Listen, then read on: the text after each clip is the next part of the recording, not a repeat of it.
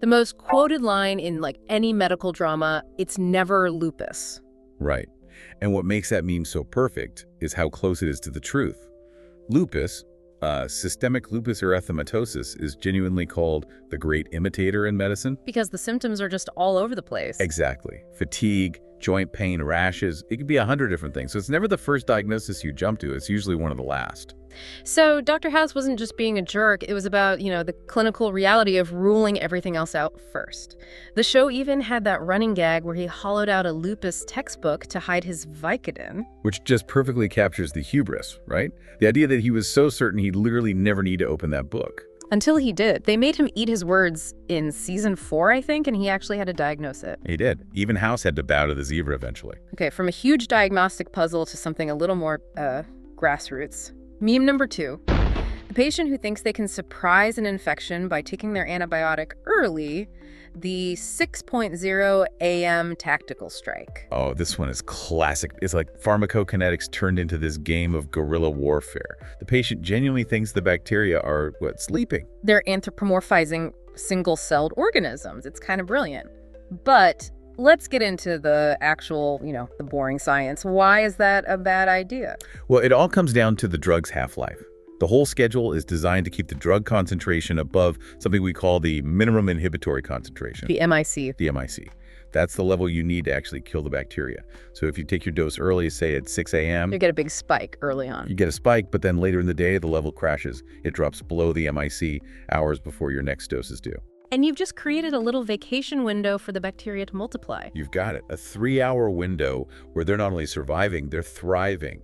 It's how you get resistance. Speaking of provider panic, meme 3 is the Picard facepalm. For the patient who wants a refill on a prescription from, 3 years ago? The stat request for a miracle, yes. This just shows the massive disconnect. The patient sees it like a Netflix subscription, just renews. While the doctor is thinking, I haven't seen you in 3 years, I can't practice medicine by telepathy. We're not medication vending machines. And that checkup, it's not about paperwork. It's pure clinical necessity. So what can really change in 3 years? So much. Your blood pressure could be completely different. Your liver enzymes might be showing stress from the medication. New guidelines might have come out. We have to check under the hood to make sure it's still safe for your body today. Picard's facepalm is that entire feeling in one image. Okay, now for the next level of panic. Meme 4. Austin Powers, the Hail Mary.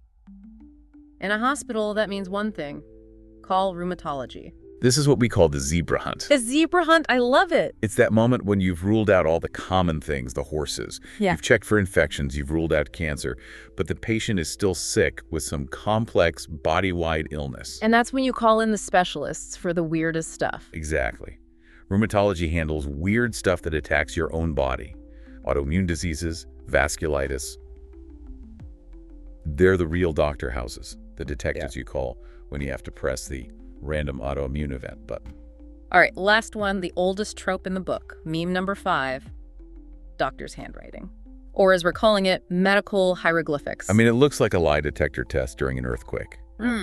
There's this sort of arrogance to it, the idea that the problem isn't the writing, it's that you can't read the medical art. But the real hero in all of this is the pharmacist. They've got the secret code book. They can somehow tell squiggle A is paracetamol and squiggle B is amoxicillin.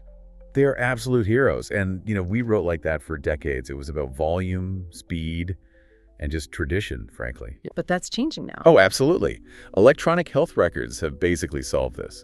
Confusing eardrops for eye drops. Those kinds of mistakes are finally becoming relics of the past. Thank goodness. So looking at all 5 of these, it feels like the humor is really just a way to process the sheer stress of it all.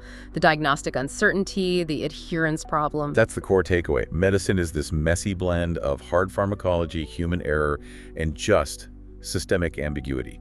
The jokes are how we cope. So here's a final thought for you to consider. The doctor hiding his Vicodin in a lupus textbook, and the doctor whose handwriting is a work of arrogant art. Both of those things come from the same place, don't they? A kind of hubris, a certainty that they know best. A great point. So think about how much of clinical culture is driven by that stubborn certainty versus, the necessary humility to admit you need to check the textbook or just write clearly for the pharmacist.